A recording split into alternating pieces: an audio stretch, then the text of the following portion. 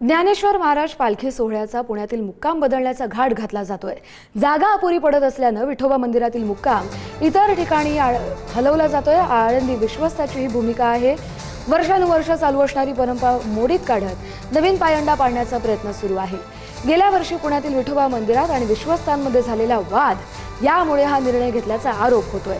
पालखी मुक्काम ठिकाणी पुणे महापालिकेने 10 कोटी रुपये अर्थसंकल्पात जाहीर केल्यानंतर देखील मुक्काम बदलण्याचा प्रयत्न सुरू आहे।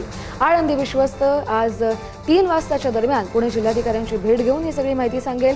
पुण्यातील एसपी कॉलेजच्या ग्राउंडवर पालखी सोहळा मुक्कामी ठेवता येईल का याची चाचपणी सुरू असल्याची माहिती आहे।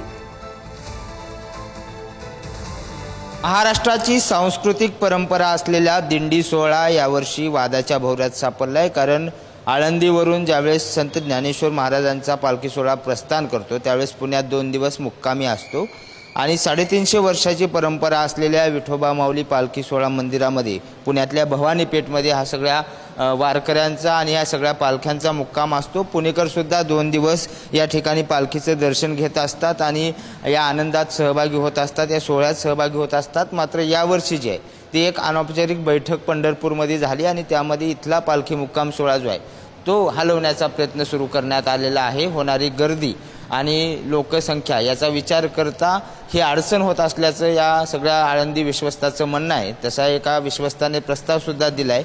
आपल्यासोबत इथले जे नगरसेवक आहेत विशाल धनावडे आपल्यासोबत आहेत। वर्षानुवर्ष तुम्ही हे सगळं बघताय, काय नेमकं सध्या तुमचं या सगळ्या प्रस्तावावर मत आहे मंदिराचं, तुमचं आणि इथल्या लोकांचं? 350 वर्षाची परंपरा आहे।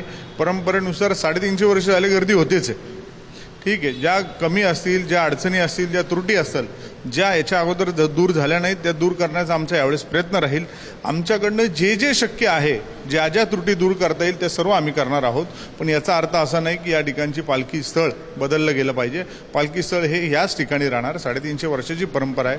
स्वतः संत तुकाराम महाराज असतील, या ठिकाणी पालखीला या ठिकाणी अभंग त्यांनी या ठिकाणी गायलेले आहेत, या ठिकाणी त्यांची भजनं झालेली आहेत। अशा जी स्थळं आहेत ती स्थळं सोडायची आणि भलतीकडे कुठेतरी ग्राउंडवरती नेऊन पालखी ठेवायची, तर हे चुकीचं आहे। जगद्गुरू तुकाराम महाराजांची सासरवाडीच या ठिकाणची होती, त्यामुळे त्यांचं वास्तव्यसुद्धा या मंदिरामध्ये असून त्यांची कीर्तनंसुद्धा या ठिकाणी झालेली आहेत। असा मोठा आणि इथे पांडुरंगाचं अधिष्ठान आहे।